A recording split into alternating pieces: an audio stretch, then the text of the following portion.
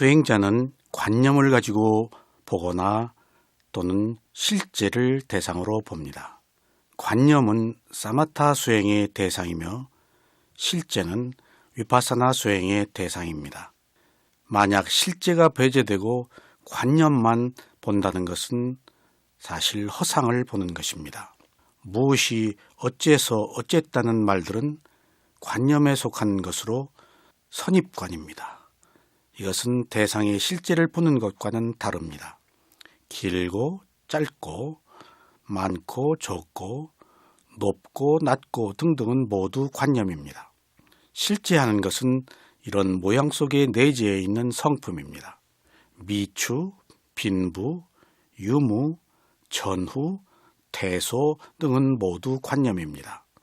여기에 빠지면 실제하는 성품을 보지 못합니다. 인간의 부귀영화는 관념이고 생로병사는 실제입니다. 관념에서 벗어나 실제를 볼 때만이 비로소 깨달음의 길로 갑니다.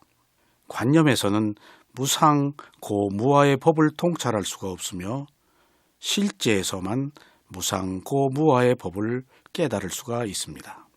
관념과 실제가 함께하는 수행을 하려고 하면 먼저 관념의 중앙에 단단히 고리를 걸어서 놓치지 않고 계속해서 알아차리면 언젠가 실제하는 성품이 드러납니다. 그래서 처음 수행자들은 애써 관념과 실제를 크게 구별하지 않아도 됩니다. 어떤 것이나 대상으로 계속해서 알아차리면 처음에는 관념으로 본 대상이 나중에는 실제를 알아차리는 수행을 할 수 있게 됩니다. 수행자 여러분, 오늘은 교재에 어디서 와서 들어가는가 제14장 유신견은 어떻게 일어나는가에 대해서 공부해 보시겠습니다. 오늘은 12연기의 근본 원인인 무명과 가래보다도 더 무서운 유신견이 어떻게 일어나는지에 대해서 말씀드리겠습니다. 유신견은 무명과 가래를 일으키는 가장 잘못된 견해입니다. 이러한 잘못된 견해가 제거되지 않고서는 연기의 회전을 결코 멈출 수가 없습니다. 잘못된 견해란 단지 몸과 마음일 뿐인데 나의 몸과 마음이라고 하는 유신견과 몸과 마음은 변하지 않고 항상하다는 상견과 몸과 마음은 이생으로 끝이다라고 하는 탄견이 바로 잘못된 견해입니다. 이러한 잘못된 견해를 알아차리는 것이 바로 법을 아는 것입니다. 또한 잘못된 견해를 제거하기 위해서 위파사나 수행을 해야 하는데 위파사나 수행 중에서도 특히 마음을 알아차리는 수행을 해야 잘못된 견해가 제거됩니다. 주석서에서는 위파사나 수행을 할 때 수행자의 근기에 따라 수행을 선택할 것을 권하고 있습니다. 그래서 유신견이 강한 사람은 바로 자아가 강한 사람으로 마음을 알아차리는 수행이 효과적이라고 밝히고 있습니다. 왜냐하면 유신견이란 자존심이 강하고 자기 정체성이 강한 사람으로 심념처 수행을 해서 마음의 무실체를 알아야 합니다. 유신견이 강한 사람은 천성적으로 강한 사람도 있지만 사회적으로 성공을 한 사람들에게서도 흔히 볼 수 있는 견해입니다. 돈이나 사회적 지위를 얻거나 학문을 해서 일가를 이룬 사람들은 자신을 대단하게 여깁니다. 그래서 자신만의 방정식을 고집합니다. 그래서 성공한 사람은 더 편견을 갖고 다른 사람에게도 자신의 방정식을 적용하려 합니다. 모두 그런 것은 아닙니다만 대개 이런 경우가 많습니다. 다른 사람에게도 자신의 방정식을 적용하려고 할 때 우리는 사회적 비극이 생기며 가정의 불행이 초래합니다. 이런 경향은 사회 지도층 인사에게만 있는 것이 아닙니다. 수행자에게도 있습니다.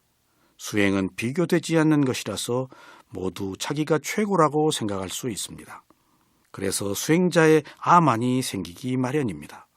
이때 마음을 알아차리지 못하는 수행자는 수행자라는 상에 걸려서 수행이 발전하지 못합니다.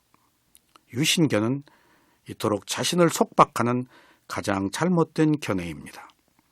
그래서 성공을 해서 유신견이 생겼다면 그 성공은 이미 성공이 아니고 괴로움이며 가장 나쁜 고질적인 병폐를 손에 쥐인 것입니다.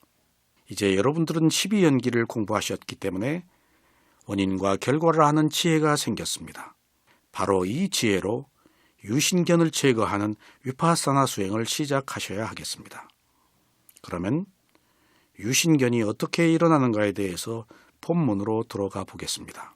먼저 첫 번째는 유명소경에 있는 내용을 말씀드리겠습니다. 부처님께서 왕사성의 중림정사에 계셨을 때 그곳에서는 위삭가라는 이름의 부자와 후에 비구니가 된 그의 아내 담마띠나가 함께 살고 있었습니다.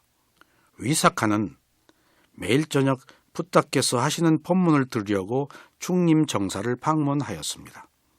그리고 법문이 끝나고 집으로 돌아오면 사랑스러운 아내가 문 앞에서 기다리고 있어 그들은 팔짱을 끼고 집으로 들어가곤 했습니다. 어느 날 어느 때와 같이 담마띠나는 문 앞에 서서 남편을 기다렸습니다.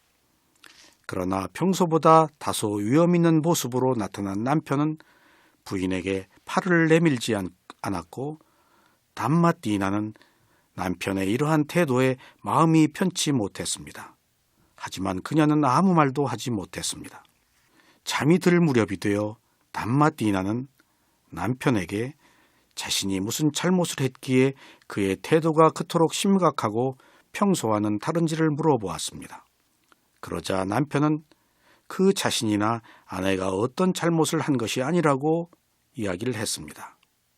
그의 태도는 좀 더 높은 통찰력을 얻었기 때문에 그렇게 심각해 보이는 것이라고 말했습니다.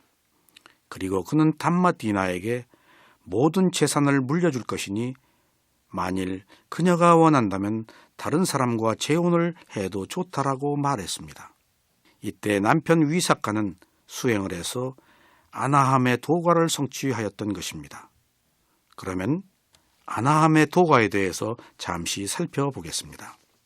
담마띠나가 성취한 아나함의 도과는 위파사나 수행을 해서 얻는 성자의 경지로서 첫째 수다원, 둘째 사다함, 셋째 아나함, 이 단계입니다. 아나함의 과정을 거쳐서 뒤에 아라한이 됩니다. 아나함과는 서인의 사과 중에서 말씀드린 대로 세 번째에 해당되는 가입니다. 아나함과를 불환과라고 하는데 죽은 뒤에 인간으로 태어나지 않고 천상의 정거천에 태어나서 그곳에서 아라한이 되어 윤회가 끊어집니다. 천상에서는 괴로움이 없어 수행을 하지 않습니다. 다만 아나함이 머무는 정거천에서만 천상에서 유일하게 수행을 하여 윤회를 끊습니다. 인간으로 살면서 아나함의 도과를 성취하면 가족과 함께 살 수가 없어서 출가를 하거나 독립하여 수행을 해야 합니다. 만일 부부가 함께 살면 일주일 이내에 죽는 것으로 알려져 있습니다. 그러나 출가를 해서 독신 생활을 하면서 수행을 계속해서 아라한이 될 수도 있습니다. 이런 이유 때문에 이미 남편은 모든 감각적 욕망이 여의어서 부인에게 모든 재산을 물려주고 자신은 출가하겠다는 것을 밝힌 것입니다. 이 말을 듣고 담마띠나는 질문하였습니다. 부군이시여, 당신은 높은 지혜에 대해서 말씀을 하십니다. 이 법은 남자에게만 허락된 것입니까? 여자는 높은 법을 얻을 수 없는 것인가요? 하고 이렇게 남편에게 물었습니다. 그러자 남편은 대답하였습니다. 아니요, 부인이시여. 부처님의 법은 모두에게 열려 있습니다. 그러자 아내가 다시 말했습니다. 그렇다면 제가 부처님께 가서 법을 들을 수 있도록 허락해 주십시오. 이렇게 해서 남편은 아내에게 부인이 법을 들을 수 있도록 허락했습니다. 며칠 후 담마띠나 자신도 비구니가 되어 비구니 승가에 들어갔으며 그는 결국 아라한 과를 얻었습니다. 비구니가 된 담마띠나는 아라한이 되었는데 아라한의 도과에 대해서 잠시 살펴보겠습니다.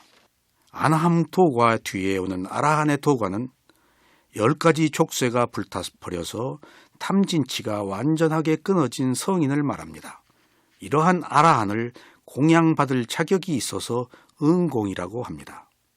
이 응공은 공양받을 자격이 있다는 것인데, 이것은 다른 말로 하면은 아라한에게 공양을 올릴 때 최상의 공덕의 과보가 생긴다는 것을 말하기도 합니다. 아라한은 다시 윤회를 하지 않습니다. 아라한은 최고의 깨달음을 얻은 정신적 지위를 말하는 것으로, 바로 이 아라한은 있어도 아라한을 얻은 차는 없습니다.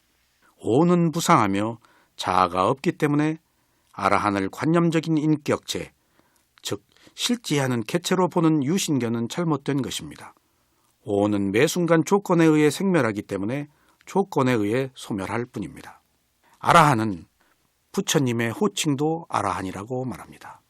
그러나 아라한은 스승에 의해서 깨달음을 얻고 위없는 깨달음을 얻지 못합니다. 오직 탐진치 번뇌가 불탄 것은 부처와 똑같습니다. 그래서 부처님도 붓다라고도 하고 세존, 열애라고도 하지만은 아라한따라고 해서 부처님도 아라한으로 불립니다. 다시 본문으로 돌아가 보겠습니다. 아나함과를 얻은 위사카와 아라한이 된 비구니 담마디나 사이에 오고 간 몇 가지 질문과 답변이 있습니다. 다음 대화는 아나함이 된 남편과 남편 위사카와 아라한이 된 부인 담마디나의 대화입니다. 이미 말씀드린 것처럼 부인은 이미 비구니가 되었고 또 아라한이 되었기 때문에 남편은 부인에게 스님이라고 부릅니다. 남편이었던 위사카가 질문을 했습니다. 스님이시여, 부처님께서 가르치신 몸이 있다는 것은 무엇을 말하는 것입니까? 여기서 몸이 있다는 것은 유신을 말합니다. 아라한인 담마디나는 이렇게 대답하였습니다. 고시 수행자 위사카시여, 몸이 있다는 유신은 바로 오온입니다. 그러자 다시 위사카가 질문했습니다. 그렇다면 어떤 방식으로 유신견이 일어나는 것입니까? 그러자 담마디나의 아라한인 담마디나가 대답하였습니다. 위사카시여, 오온을 잘못 이해하고 오온을 실제라고 믿으며 자 혹은 나라고 그릇되게 파악할 때 유신견이 일어납니다. 스님이시여, 그렇다면 왜 그리고 무엇 때문에 유신견이 일어나는 것인지 다시 물어봐도 되겠습니까? 위사카시여, 부처님의 성스러운 질서에 따르면 첫째로 속세의 무지한 범부는 성자의 법을 받아들이지 않아 성자의 법에 박지 못하기 때문에 진리와 조화를 이루지 못합니다. 두 번째로 범부는 덕이 있는 자나 성자를 가까이 하기를 원치 않아서 법문을 쉽게 접근할 수 없기 때문입니다. 또한 잘 알지 못하기 때문에 물질이 나 또한 자아라고 생각하고 나는 물질이다. 물질 안에 나 또는 자아가 있다.